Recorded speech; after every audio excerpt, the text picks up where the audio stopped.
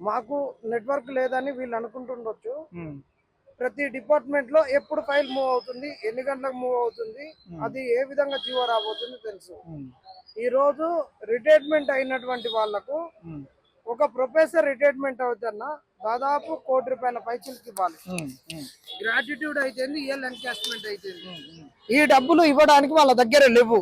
లేకనే ఇవాళ 40 మంది చనిపోయారు. ఇంకా డబ్బులు లేవు. అక్కడ వేకెన్సీ చాలా ఉన్నాయి. ఏం చేయాలి అనేటటువంటిది తర్జనా భర్జనలో ఉండి వీళ్ళు 1 ఇయర్ పెంచుతున్నారు. ఫస్ట్ 3 సంవత్సరాలు పెంచుదాం అనుకున్నాడు, తర్వాత 2 ఇయర్స్. అసలు పెంచొద్దు అనేది మేము పెంచట్లేము అనేది చెప్పిండు. కానీ వీళ్ళ దగ్గర ఉన్నటువంటివి డబ్బులు సరిపోవట్లే. వీటన్నిటికీ నేను ఎవిడెన్స్ చెప్తున్నా. ఈయనే ప్రతి నెల అన్నాడు, సరే వాళ్ళు చేసిర్రు వీళ్ళు చేసిర్రు అనేది నాకు అనవసరం. నేను చెప్పిన దానికి నేను ఒక ఎవిడెన్స్ ఇస్తున్నా. 6,000 కోట్లు నేను ప్రతి నెల గత ప్రభుత్వం చేసిన దానికి వడ్డీ కడుతున్నా అన్నాడు.